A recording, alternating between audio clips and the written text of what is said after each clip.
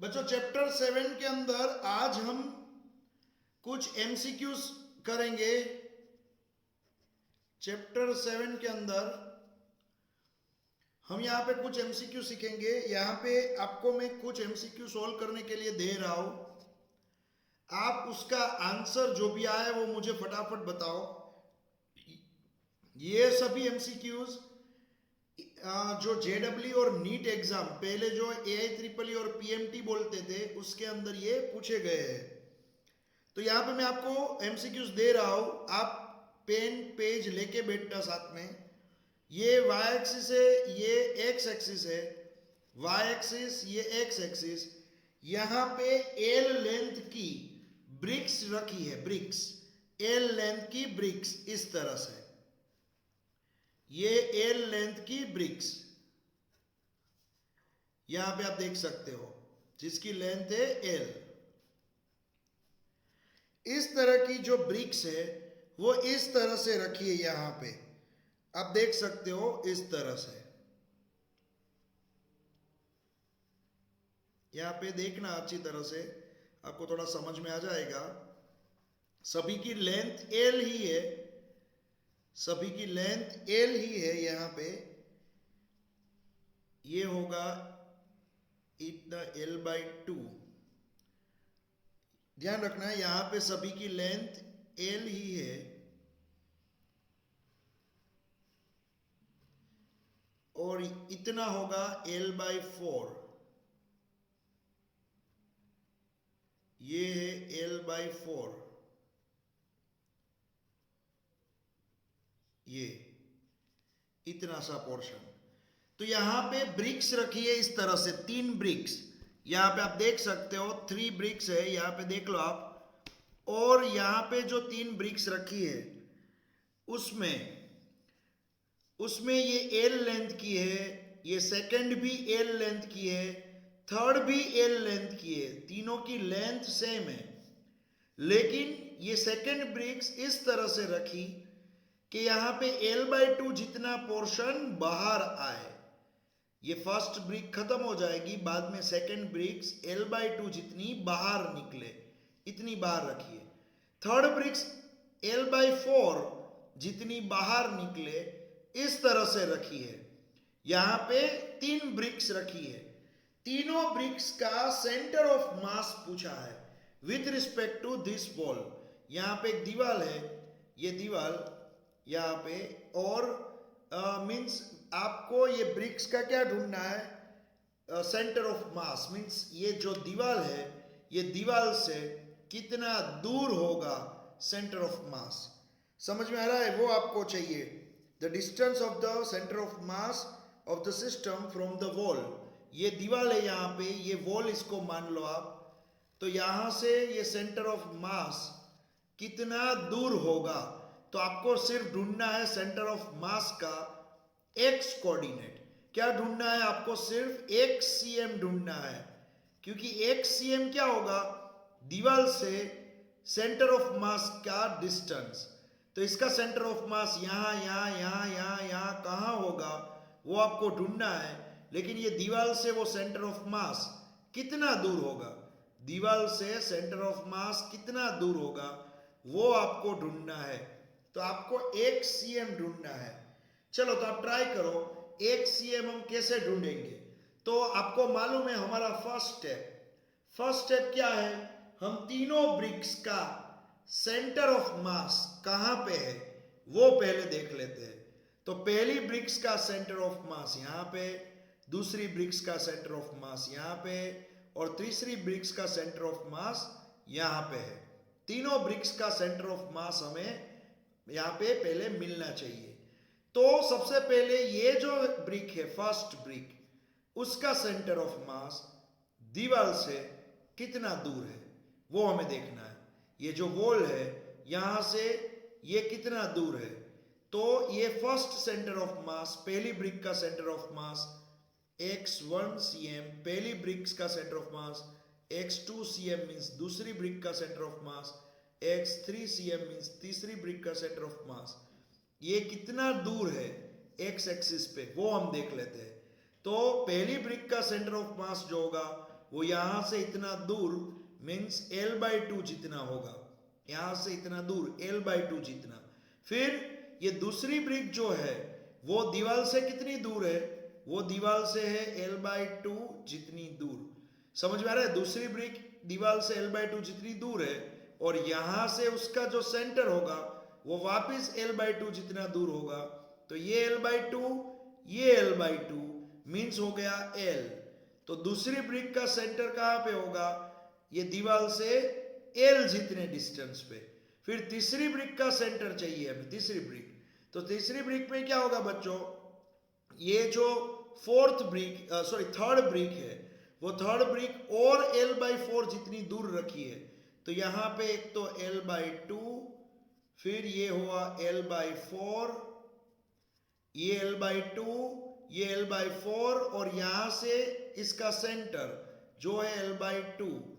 तो यहां पे जो थर्ड ब्रिक होगी L/2 plus L/2 plus L/4 means ये हो जाएगा 5L, यहाँ पे 5L/4, ये हो जाएगा 5L/4। समझ में आ रहा है? तो ये X3 कोऑर्डिनेट होगा, इसका थर्ड का कोऑर्डिनेट 5L/4 होगा। क्यों ऐसा है फिर से देख लो, ये तो कि दीवार को टच होके जा रही है, ये फर्स्ट ब्रिक जो है दीवार को टच होके जा रही है, तो इसका सेंटर कितना होगा, L/2 पे होगा। फर्स्ट ब्रिक का सेंटर कहां पे होगा, L/2 पे होगा। दीवार से कितने डिस्टेंस पे होगा, L/2 डिस्टेंस पे होगा। सेकंड ब्रिक है ना, सेकंड ब्रिक वो दीवार से L/2 जितनी दूर है, दीवार से ही L/2 जितनी दूर है और यहां से उसका सेंटर और L/2 जितना दूर है। तो ये L/2 ये L/2, तो L/2 L हो जाता है। तो सेकंड ब्रिक का सेंटर दीवार से L जितना दूर है।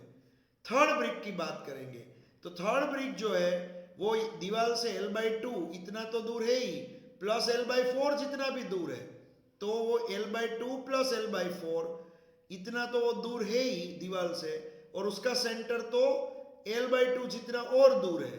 तो दो बार L/2 और एक बार L/4, तो वो आपको मिल जाएगा 5L/4। समझ में आ रहा है बच्चों? ये मिल गया आपको 5L/4।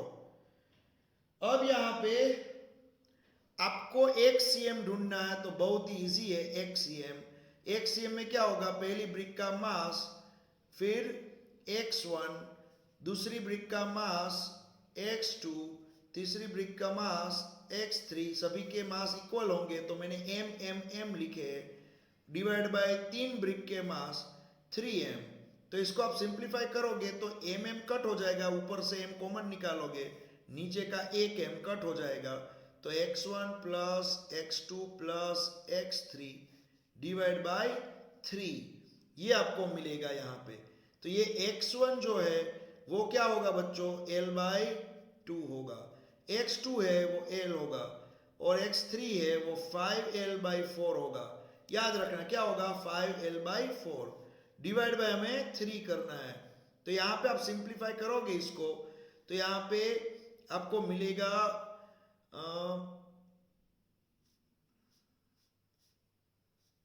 11L/12, आपको ये मिलेगा 11L/12 XCM।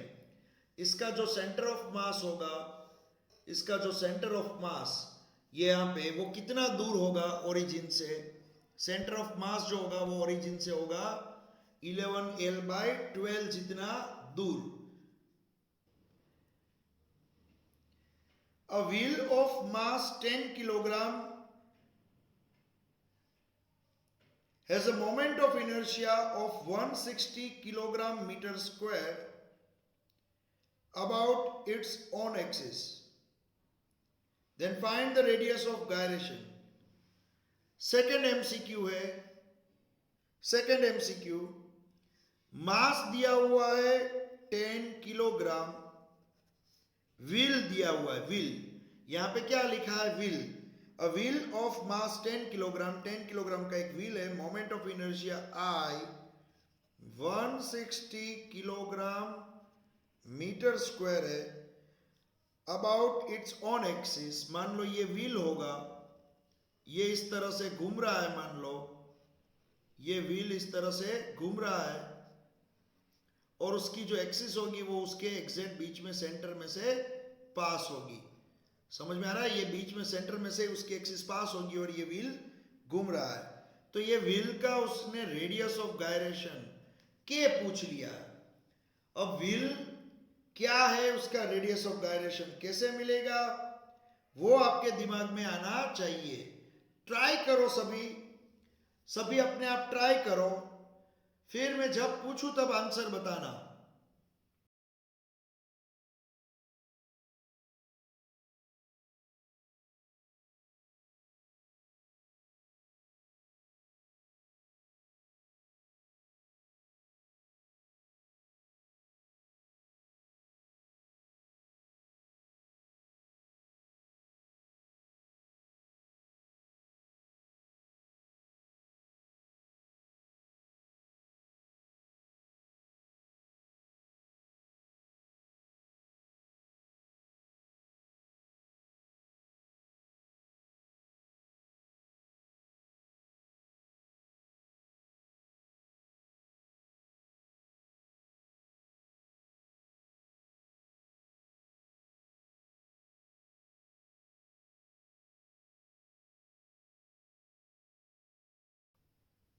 चलो, ये व्हील जो है, व्हील कैसा होता है, व्हील का शेप वो आपको मालूम होना चाहिए। व्हील हमारे साइकिल का या तो कोई भी कार का जो व्हील होता है वो एज अ रिंग शेप में होता है।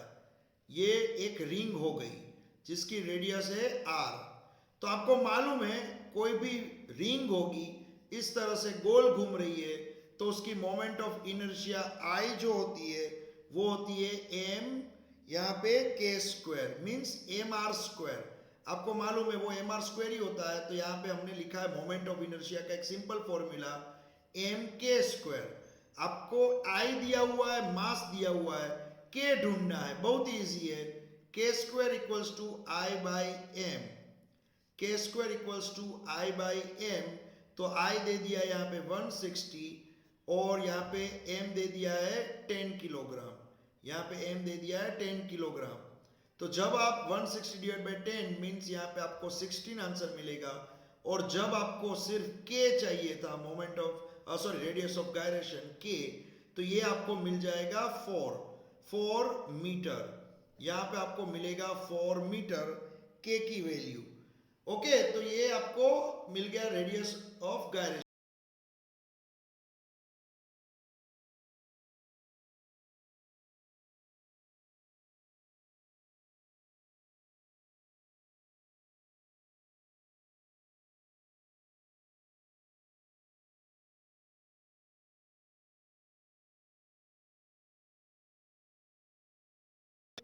मोमेंट ऑफ, देखो यहां पे पूछा है the moment of inertia of a uniform ring of mass M and radius are.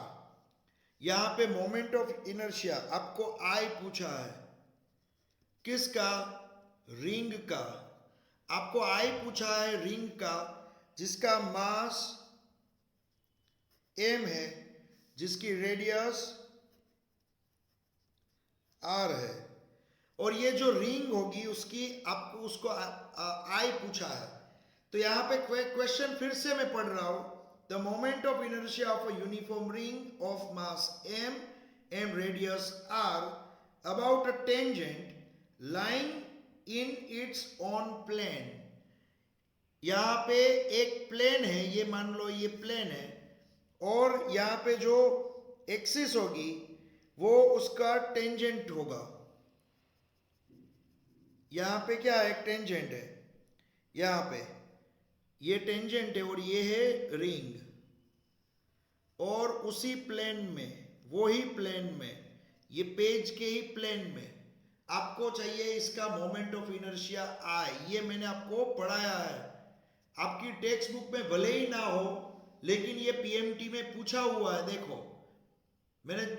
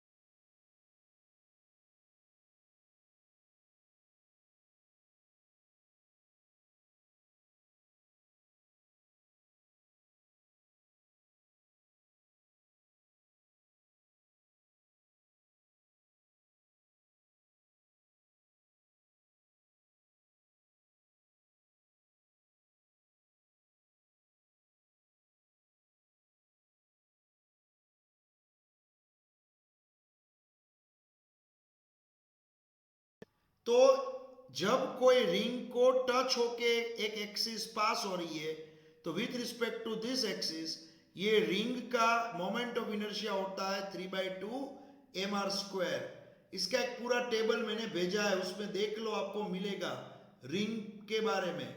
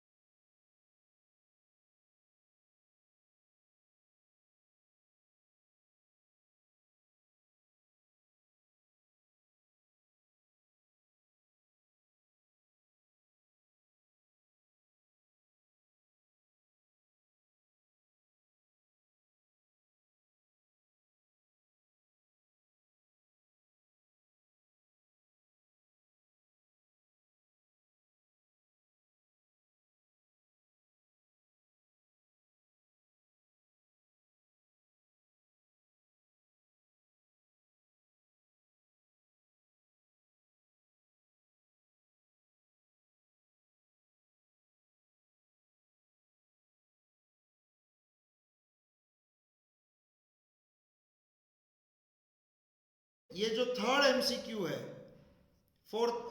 हाँ, उसमें दिया हुआ है 3 रिंग, 1, ये उसके एग्जैक्ट डायमीटर में से पास हो रही एक्सिस। ये रिंग है बच्चों, रिंग याद रखना, रिंग की बात कर रहे हैं। तो ये फर्स्ट रिंग, दूसरी रिंग इस तरह से दी है और तीसरी रिंग इस तरह से दी है। तीनों की रेडियस सेम है बच्चों, तीनों की रेडियस सेम है। समझ में आ रहा है? तो 1 नंबर की जो रिंग है, ये जो एक्सिस है वो एग्जैक्ट उसके डायमीटर में से पास हो रही है। सेकेंड नंबर की रिंग है तो ये जो एक्सिस है वो उसको टच होके जा रही है। थर्ड नंबर की रिंग है, ये जो एक्सिस है वो थर्ड नंबर की रिंग को भी टच हो रही है। तो यहाँ पे क्या हुआ, फर्स्ट रिंग के सेंटर में से गई डायमीटर में से, और 2 और थर्ड को यही एक्सिस टच करके गई। तो यहाँ पे 3 रिंग से बनी हुई ये सिस्टम है। ये जो सिस्टम है वो 3 रिंग से बनी हुई है। तीनों की रेडियस सेम, तीनों की radius R1 equals to R2 equals to R3 equals to R, तीनों की रेडियस सेम। तीनों का मास भी same, m1 equals to m2 equals to m3 equals to m, तीनों का मास भी सेम। तो ये जो सिस्टम है उसकी मोमेंट ऑफ इनर्शिया चाहिए with respect to A B axis, ये ए बी एक्सिस है। मोमेंट ऑफ इनर्शिया चाहिए I with respect to A B axis. Okay, तो ये आप सोचो,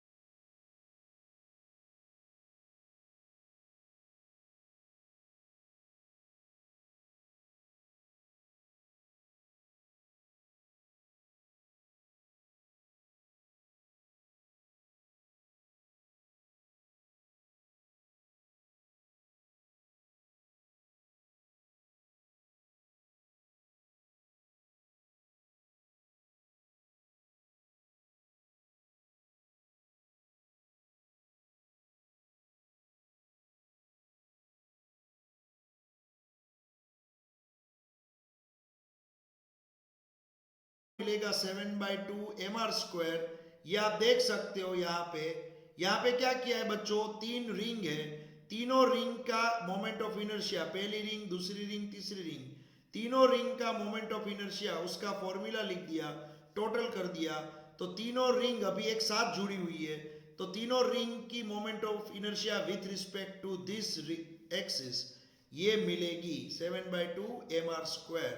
क्योंकि पहली रिंग के तो सेंटर में से, एग्जैक्ट डायमीटर में से पास हो रही है एक्सिस, तो with respect to diameter moment of inertia होती है हाफ mr²। बाकी की दो रिंग को तो टच होके ये एक्सिस जा रही है, तो मोमेंट ऑफ इनर्शिया होती है 3/2 mr²। तो दूसरी रिंग और तीसरी रिंग का 3/2 mr², 3/2 mr² लिखा, तो आपको नेट मोमेंट ऑफ इनर्शिया तीनों रिंग का मोमेंट ऑफ इनर्शिया मिल गया 7/2 mr²।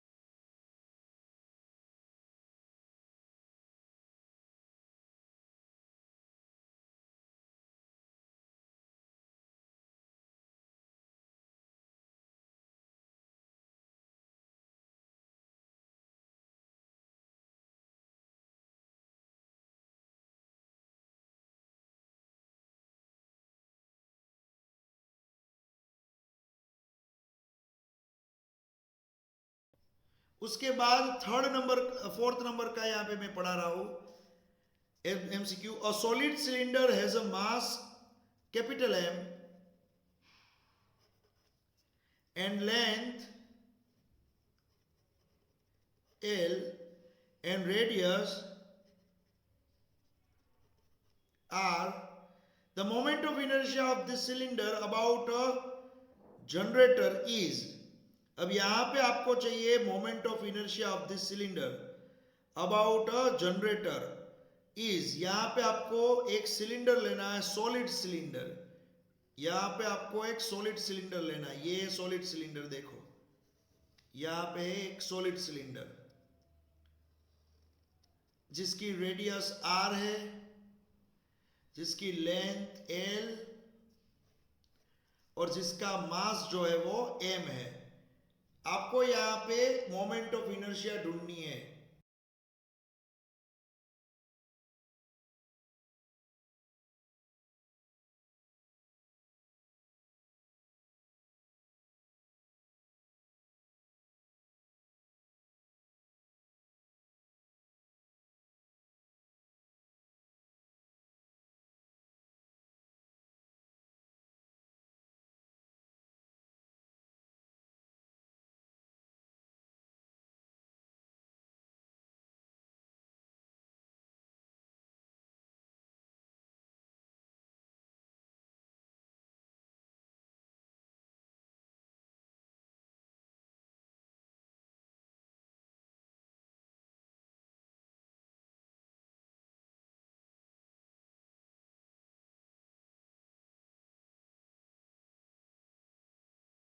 यहां पे दिया हुआ है आपको मोमेंट ऑफ इनर्शिया ढूंढनी है with respect to generator. Generator line का मीनिंग होता है जो लाइन ये सिलेंडर को टच करके जा रही है, जो लाइन ये सिलेंडर को टच करके जा रही है जिसको बोला जाता है जनरेटर लाइन। तो आपको ढूंढना है with moment of inertia I, moment of inertia I with respect to generator. आपको विथ रिस्पेक्ट टू जनरेटर ढूंढना है मोमेंट ऑफ इनर्शिया आई।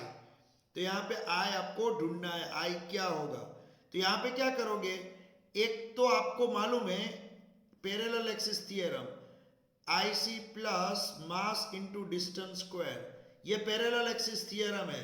तो एग्जैक्ट एक एक्सिस जो उसके सेंटर में से पास होगी, कोई एग्जैक्ट एक एक्सिस उसके सेंटर में से पास होगी, मान लो इस तरह से, तो सेंटर में से पास होगी, वो एक्सिस के रिस्पेक्ट में जो मोमेंट ऑफ इनर्शिया होती है सॉलिड सिलेंडर की, वो होती है mr²/2। ये mr²/2 लिखा है IC, प्लस ये सिलेंडर का मास है यहाँ पे कैपिटल M, और d जो है वो क्या है, दोनों एक्सिस के बीच का डिस्टेंस जो है r जितना। तो यहाँ पे mr²/2 प्लस mr², तो आपको यहाँ पे आंसर मिल जाएगा 3mr²/2, ये आंसर मिलेगा।